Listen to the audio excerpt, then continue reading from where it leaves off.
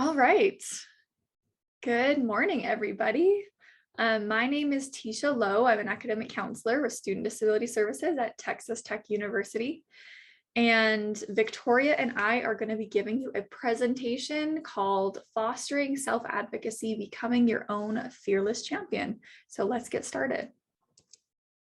So just to introduce ourselves, I'm Tisha Lowe. Like I said, I am an academic counselor. I've been with the Student Disability Services Office at Texas Tech for about 2 years, and I'm really excited to be here with you today. Hi, everyone. I'm Victoria. I'm a master tutor at the TC, and I've been here for almost 2 years as well, which is really fun. So we wanted to start this presentation by kind of framing it in a way that a lot of you viewers are probably familiar with. So as we transition from high school to college, there are a lot of major challenges that occur. So let's talk about a few. One is obviously a new institution, right? So people coming to Texas Tech have likely not been in class sizes that are over 50 people. And sometimes you're going to see a larger student to professor ratio than you would in high school. You're also going to have to work on campus navigation. We have a large campus, a very beautiful campus, but it's going to be a lot larger than what you're used to in high school. You're also going to have to deal with new responsibilities, right? So you have things like independent living skills that you have to work on. You have to balance your schedule and you have to be an organizer on your own. There are no teachers or maybe parents to kind of remind you to wake up in the morning and to eat your breakfast before you have a 8 a.m. class. You also have new living spaces that you have to adapt to. And then the last thing we wanted to highlight is, new social pressures. I don't think that's something that we talk about a lot, but there are a lot of social pressures in coming to college. There's, making new friends. A lot of people have the same classmates from elementary school all the way to high school. And so coming to college is a completely new experience where they're surrounded by a whole bunch of new people. They have to join student organizations potentially. And also one thing that we're going to talk about later is a big component of a lot of classes is things called group projects, which are not quite as common in high school. So, the reason we wanted to bring up that transition from high school to college is because you'll notice in those different challenges, there's a lot of need for self-advocacy. Because there are a whole bunch of different experiences that you are going to be going through, you're going to need to have to ask for help, right? And so the first thing I wanted to address is, well, what does self-advocacy really mean? This definition is from Oxford Languages, from Oxford University Press, and they define self-advocacy as the action of representing oneself or one's views or interests. When we gave this presentation live, we asked the audience, what does self-advocacy mean to you? And Tori, do you remember some of the responses that we got from our audience? Yeah, definitely. I feel like the biggest ones we always get are, sticking up for yourself, or, one of the ones I said was having the confidence to know that you need help and to be able to ask for help. Yeah, absolutely. I think asking for help was something that we heard from a lot of participants. That's a really good point. So a lot of times, if you're watching this video, it might be because you're kind of somewhere on this slide where you feel like, I know I need to ask for help. I know that these transitions actually are kind of tricky for me, but there are some barriers that I'm facing to being a self-advocate. And so we wanted to highlight a few. It might be that you're struggling to self-advocate because you're unaware of what your needs are. If you don't know exactly who you are and what you need, you probably don't know that you need to ask for help. It might be that you're worried about being seen negatively. Sometimes people don't want to reach out and talk to professors or talk to staff members because they're worried that they're going to be seen as annoying, or maybe they'll be seen as someone who's not paying attention. Or it could be the last thing where you feel like you're unable to communicate your needs. So that's kind of, a big part of self-advocacy. So with these in mind, I really wanted to hit home this aspect. Why does self-advocacy matter? I think it's important that you, realize this aspect before you continue on with this video to maybe drive home the importance of this presentation. So The first part, we are working at a college campus, so we want you to be here, have academic success, and have academic enjoyment. If you are someone who doesn't feel like they can ask for help, or who struggles in silence, it might really hinder your academic success and enjoyment, right?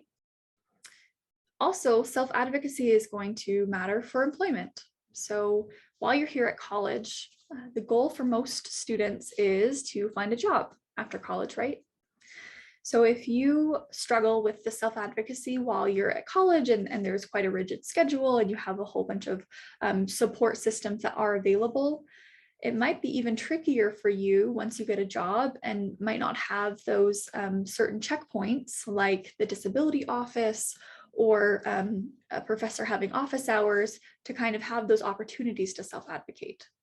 So college is a really good time to start working on those skills so that when you get a job, you can already have a smoother transition. And then the last point I want to bring up is disability disclosure. So one thing we're going to talk about is how in college, as a student with a disability, you're covered under what's known as the Americans with Disabilities Act. And one tenet of the Americans with Disabilities Act just discusses the importance of students with disabilities being able to actually disclose that information to the appropriate office, which is at Texas Tech University, the Student Disability Services Office, in order to receive accommodations. So if you don't feel comfortable disclosing that information, that could make it tricky for you to receive accommodations when you're in college. So now that we've gone over, why self-advocacy matters, let's jump over to the next point here. So this page is describing a conceptual self-advocacy framework.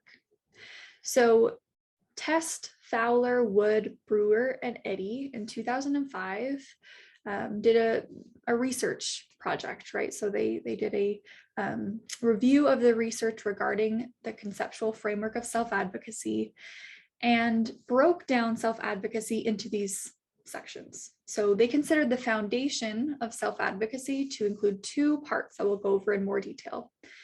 The foundation included knowledge of self and knowledge of rights. Then the next component of self-advocacy that they came up with was communication.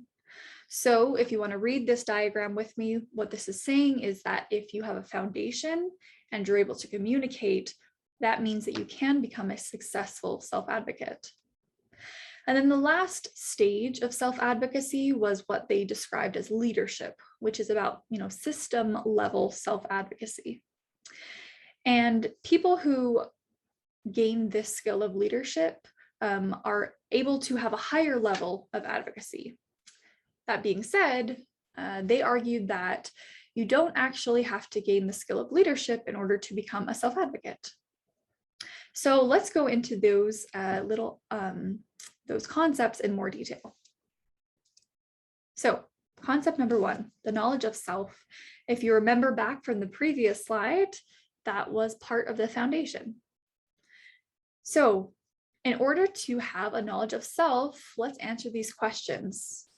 As you are listening, try and think of these answers. So what are your interests? What are your preferences? What are your strengths? Do you know your weaknesses? Do you know what your needs are? Do you know your learning style? If you are an individual with a disability, do you know about how your disability affects you in the classroom, how your disability affects you in the workplace? These are all components of a knowledge of self that can help you in becoming more aware of who you are and actually help you in developing self-advocacy. So let's go into this in more detail. So with our live audience, we had them participate by doing a learning style activity.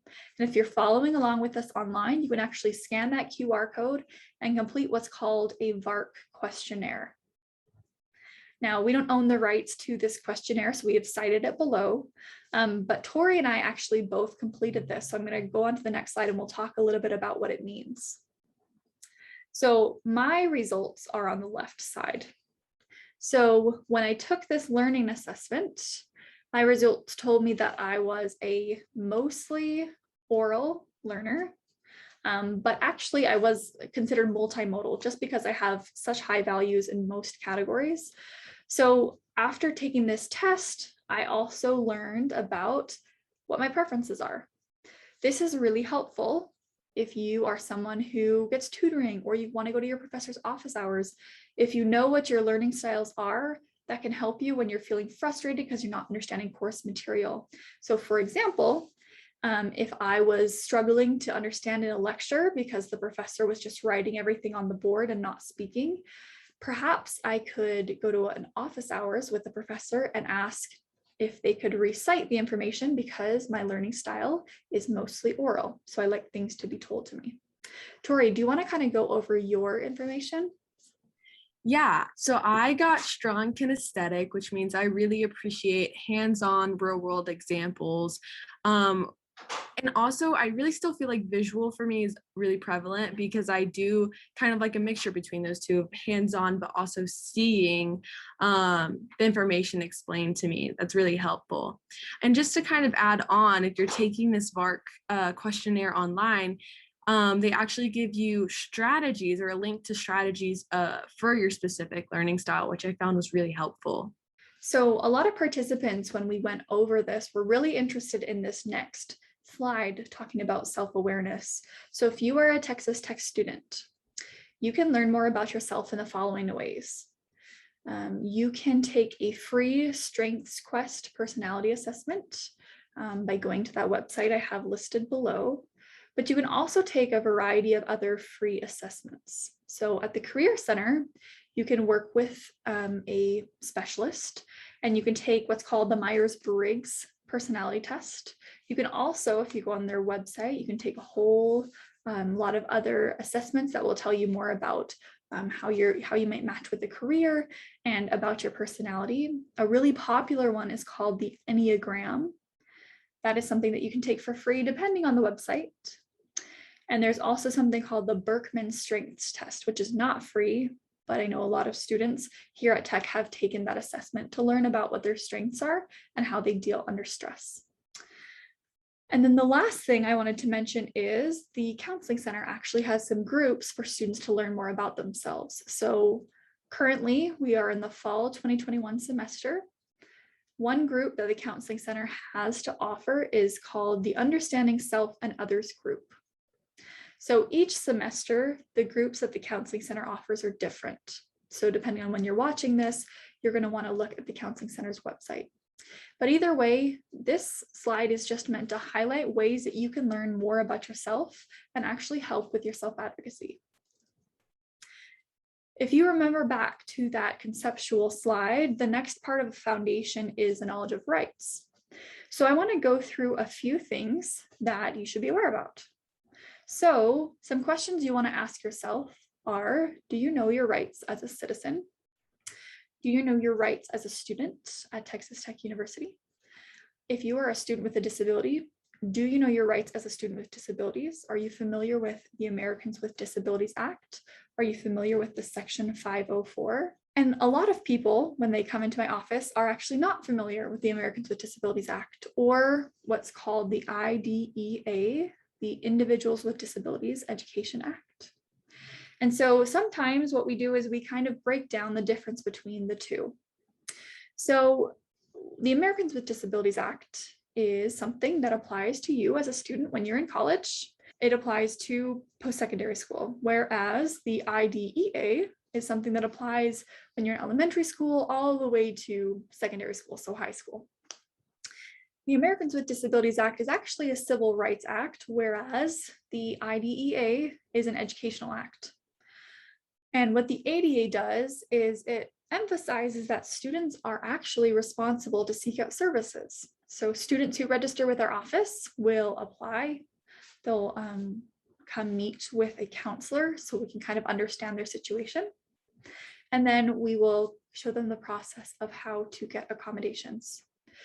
Students need to identify themselves as a qualified student with a disability, and we have a whole process on our website that you can learn more about this process. On the other hand, one thing I wanted to highlight is that the IDEA is responsible for identifying, testing, and creating support plans. The reason I wanted to highlight that is I think this kind of shows how in college self-advocacy is just a bigger deal. Because instead of the school being responsible, it's now shifted to the student, which is why a lot of these skills we're trying to teach you are going to be really valuable. So if you remember back, communication is the next step to becoming a successful self-advocate. So we're going to spend a few slides to try and work on this communication piece together. So communication can be written, can be verbal, can be nonverbal. One thing that we are going to highlight is email etiquette. Because we live in a virtual day and age, we have a lot of emails that we send back and forth. And so we want to make sure that you are understanding email etiquette and how that looks. We also wanted to emphasize the difference between advocating and demanding. Communication is really important because the tone of how you ask for something can really affect how someone perceives, I guess, what your request is. So let's jump into some examples, and Tori and I will go over these together. So this is an activity where we're going to talk about professional emails. So here's the scenario. You're going to be enrolled in a Business 1305 class with Dr. Dwight Schrute. You have questions about a quiz you took in class, so you reach out to your professor over email. What would you change in the email to make it more professional? And Tori, do you want to go over this next email? Yeah, definitely. So it just says, it's from Cotton Candy 1990 to D. Schrute. Subject, can you help? Hey, Dwight, I just took your quiz in class and I think you graded it wrong because I got a 30%. You need to reteach the concept of paper cells because I don't understand it. Please help. Looking at this email, we can see that it's kind of demanding rather than advocating, right? Which is something we kind of touched on in the previous slides, where you're not asking for your professor for help. You're saying, you're wrong, I'm right. And you see that, and professors aren't going to take that well. And they're not going to really be okay with that. There are a few other things that are wrong with this email, such as that it comes from Cotton Candy 1990. So you want to ensure that all of your Texas Tech emails or emails that you're sending to your professor are coming from your Texas Tech email, and that the subject is relevant to what you're talking about in the email. It's always a good idea to put, what class and what section you're in, and maybe just a brief overview, like a few words of like, okay, what is this email relating to? Another thing is that you want to kind of space it out and you want to clearly communicate your issue. Letting your professor know, like, you did this wrong is not the correct way to go about it, rather than there's a problem and asking for a solution or how can we solve this, rather than just being like, you need to reteach it. I don't know why I got a 30. As well as signing off and thanking them for their time is going to be super important because they're busy people as well. Yeah, absolutely. So we have broken down some of the major issues with this email, which there are a lot, like Tori was saying. Every time you email anyone in the university system, some things that you should be keeping in mind is these people want to help. These people are paid employees and they are worthy of respect. They're going to respect you. And so we expect you to respect them back.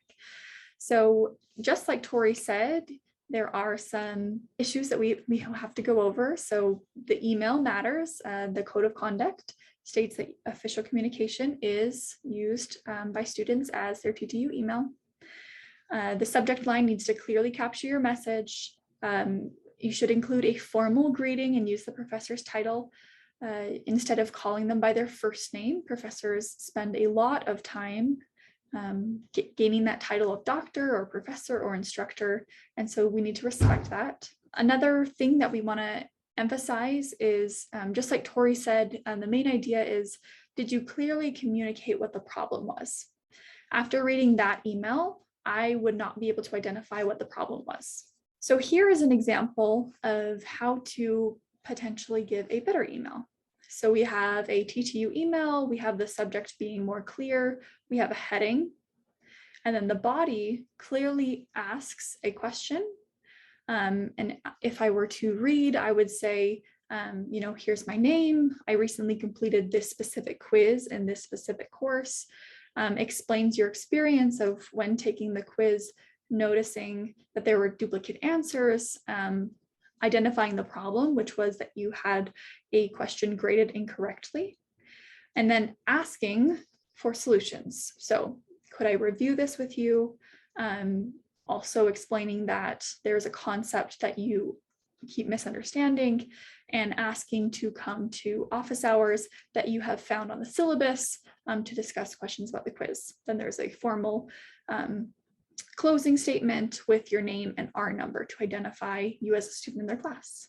So, with communication skills, some questions you might be having is, okay, so I struggle with communication. I know that about myself. How do I get help?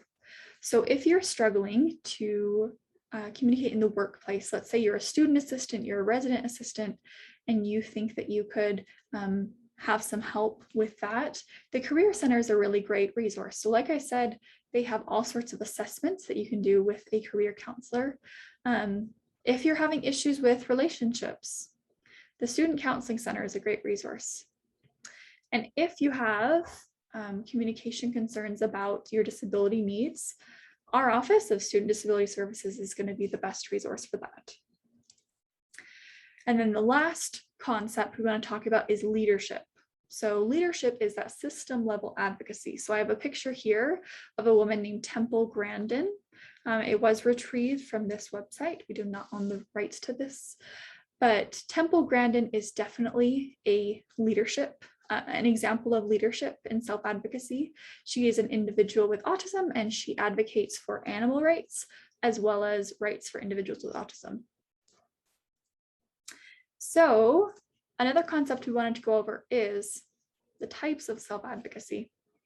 So Dali Cano and his colleagues in 2015 looked at 8 narratives of students with disabilities and tried to figure out how do people gain self-advocacy skills and how do they present themselves. So they found that these students had 3 themes of self-advocacy. So students either advocated proactively, reactively, or retrospectively. And one point that they wanted to make is that they're all important. So let me go through them. So proactively is when you anticipate your needs. So that could look like before you even come to college, you sign up with the Student Disability Services office and you sign up for accommodations. Reactive is when you react to an issue. So that could look like something happens in the middle of a semester. There's a big issue that you need to get the dean of students or the disability office or a professor involved, and you work on that in the moment.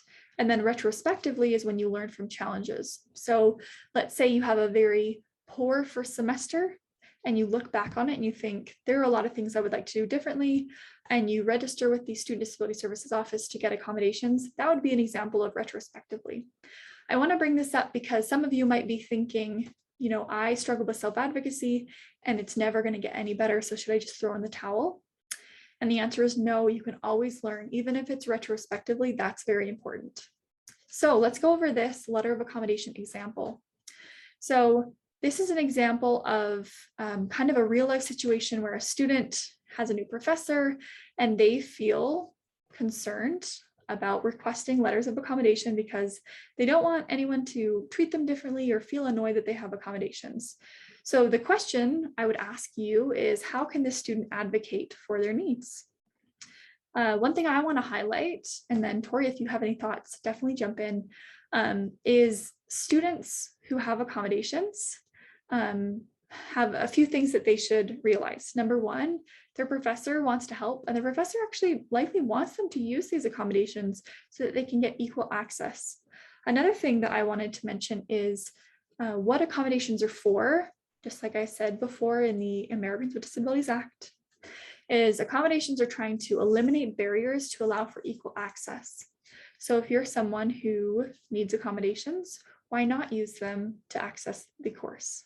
If you feel stressed about talking to professors, you can definitely reach out to your counselor at the Student Disability Services to kind of get feedback on how you could approach that conversation or how things could go. Yeah, and I think one issue with letter of accommodations that I've noticed with my students is that they're like saying, "Well, I don't know if I need it yet. I'd rather find out later on." And best practice is to have them now just in case, and then if you don't need them later on, it works out. You have it either way. So that's an issue I've seen with my students, and that may come from a fear of like, well, what if my professor sees me differently, or what if other students see that I'm receiving these accommodations for this situation. And at the end of the day, it's not the other people that matter in that situation, it's your education that matters. And so being able to get those LOAs from the beginning of the semester kind of situated is important. Yeah, that's a really great point.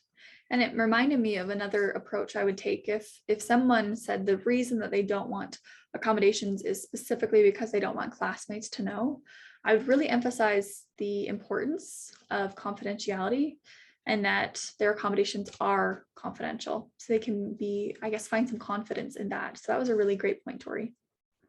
So the next activity we have is just communicating with professors. So let's say you're a student and you're checking Blackboard, which is the online system we have to store grades and assignments, and you notice that you received a 0 out of 100 on an exam that you took last week. However, you received a graded copy of the exam on paper, and you actually know that you got an 86 because you saw it on paper. And so you just feel kind of confused at the inputted grade of 0 out of 100. So what should a student do? Tori, do you have any ideas? I think the best approach for this is to send it over an email to your professor. And again, going back to advocating, not demanding. So saying, just explaining the issue and saying, was this a mistake in the grade book? Was there issues with like the program? Is there a way I can get this fixed? Because like I have the physical copy that says I have the 86, and just problem solving with your professor to get that situation fixed. I mean, they're really busy people. Sometimes mistakes happen, and sometimes they don't even know, and it just needs to be brought to their attention. Mhm. Yeah, absolutely. I think professors really do want to help, and professors are not trying to make these mistakes. Of course, I make these mistakes all the time, and so they really want to help. So I think that Tori's approach is great. So the next activity is asking questions in class. So let's say a student is in a Math 1555 course. The student attends class, completes the homework, takes note in class. They're really attentive, they're really trying. But the student's actually struggling to follow along with practice questions that a TA completes in class. So the student is worried that if they raise their hand, the TA is going to think, well, that student's not paying attention. So how might that student ask for clarification? Tori, do you have thoughts on this one as well? So I think in our live session, we kind of talked about two different ways to go about asking a question in class. And a lot of people kind of worry, maybe get really anxious asking this question in front of lots of other people, but kind of have to think about in the senses that maybe if you have that question, somebody else who's really nervous to ask that question, like they have the exact question as well. The most important thing is you're seeing something in class, ask the question right there if it pertains to that content. It's never about you're not paying attention. As you were saying, professors and TAs, they want to be there, they want to help their students learn. And it's better to kind of ask that question the moment you have it, rather than just waiting and waiting. And there's like a snowballing effect of things that just don't make sense. Mhm. Yeah. And we also talked about like when is it appropriate to go to office hours and when is it appropriate to email and when is it appropriate to ask a question in class. You hit the nail on the head with if it's something that's happening right then and there, it's just a quick content like, hey, TA, whatever their name is, like potentially instructor, low.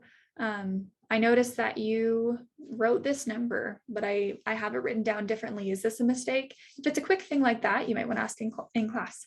When might it be appropriate to go to office hours? Office hours, I think someone in our live session when it's personal. So that was a really great thing I didn't even think of.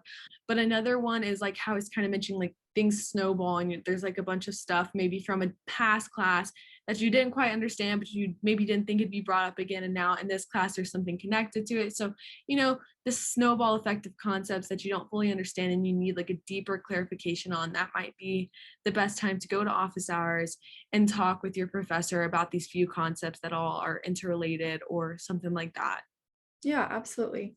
One other participant mentioned, well, what if a professor is trying to really rush through a concept so that you can get the material before an exam, and you notice there really isn't a whole lot of time for questions? Well, you can definitely read the room and feel that out.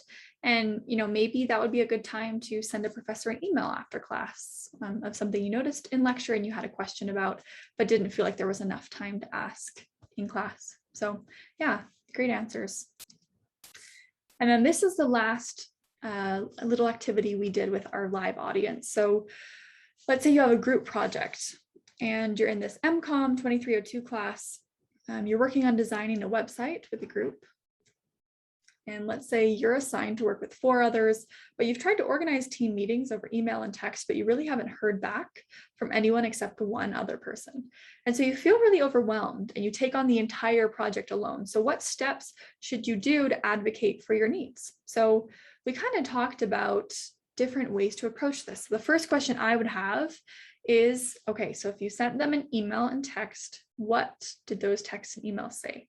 Were you specific, or was it kind of like that email we went over a few slides ago that was pretty vague and maybe your classmates didn't understand? So some questions I would ask is, did you try and set a meeting time with the group? Or was it more of, hi group, I'm in your group for this group project. Let me know if you get this message. If it was kind of something nonchalant like that, that might not be actually you trying to communicate with the group. What are some other things that we should consider, Tori? Can you think of anything else that we talked about? Yeah, definitely. Other things to consider are the communication is the biggest thing. Have you, like you're saying, effectively communicated with your team? Were there things that were assigned to different group members and then just didn't get done? I think in our live session, we talked kind of about a grievance process, which kind of simulates a real world group. Like in the real world, in your job, you will be in groups, you'll be working with a group of people to get things done. So being able to approach them first and saying, hey, I haven't heard anything back from you. And then taking steps forward to say, okay, they're not responding to me or they're not listening, nothing's getting resolved. And then going to maybe the professor in this situation. So taking steps to ensure that things are gone about in like a respectable way, essentially. Mm-hmm. But at the end of the day, you don't want to take on the whole project by yourself because it was a group project for a purpose, for a reason. And so essentially talking with your team and then talking with the professor to get the situation resolved. So now is the time that we ask participants for any questions. So because this is recorded, if you do have questions, you can direct them to the Student Disability Services office at Texas Tech. And we'll go over our references. So of course, we reference these 2 studies. One was the Daly-Cano study in 2015, and one was the Test and Colleagues study in 2005. All right, thank you for watching. Thank y'all.